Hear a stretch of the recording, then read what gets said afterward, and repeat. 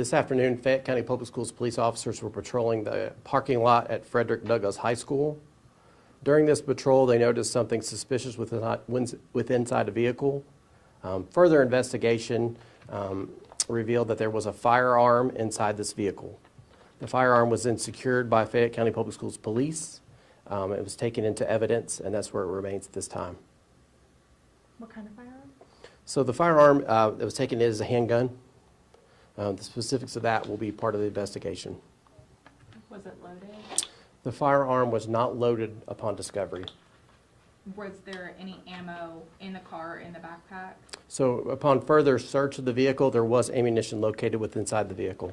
Are we talking about students, staff? So we're not at liberty to talk about who was the owner, but we do know for certain that there was no threats made to the school or any attempt to use the firearm while on campus. Were there threats made to individuals and not just the school as a whole, but individual students or staff? There were no threats made today as a part of this investigation that we have found at this time. Sorry, did you say someone was in the car at the time, or what exactly prompted, or the gun was just visible to someone walking around and that's what prompted Correct. the search? Okay. The vehicle was unoccupied, but during the course of their patrol, a firearm or suspicious activity was observed, and a search of the vehicle located a firearm. Can you elaborate on suspicious activity? Yeah, so officers observed something they felt consistent with drug paraphernalia with inside the vehicle, and that prompted a further investigation. There was a shooting less than a mile away. I'm assuming they're not related. We have no reason to think that that any other activity in the community was related to this. And as since it's on school property, you know, you don't have to get permission to go in a car or anything like that. How does that work exactly? Well, obviously, as a part of our investigation, we always want to make sure that safety is first. So if we think that there could be potential threat to safety or criminal activity, and then we will conduct a further investigation, and that investigation led to a vehicle search. Is the person arrested or in custody? So that's part of the ongoing investigation. We're not going to speak to that point, but there, like I said, everyone that's involved, we feel we've identified, and we'll follow up in our investigation. Did you give a time? So it was approximately lunchtime today. Noonish.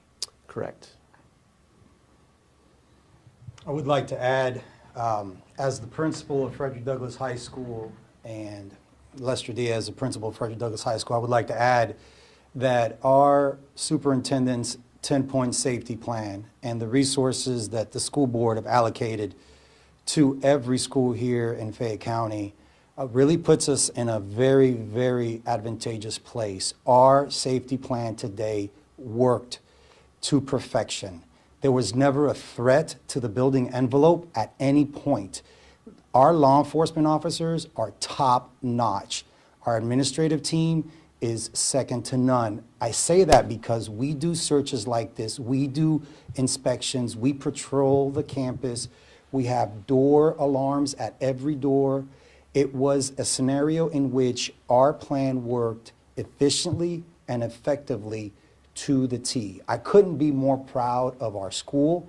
I couldn't be more proud of our team as a district. I'm just very humbled and blessed to be in such a school system where the superintendent is aligned with the school board and we have a plan and we act on it and we make sure that our kids are safe. Guys, I got to tell you, my biological children go to Fayette County Public Schools, and they will be students at Frederick Douglass High School. And what we have in place right now is awesome. I'm very proud of our team, and I'm very proud of the work that you guys did and the way that we handled this investigation. We kept our building secure and safe at all times.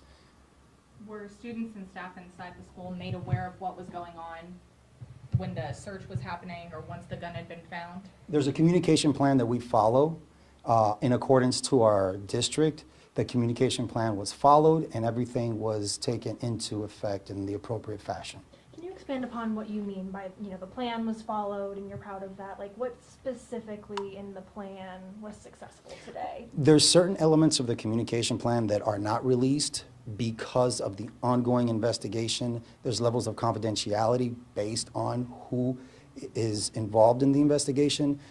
So our communication plan, parts of it are public, and you can see them on the website. Parts of our communication plan are not public.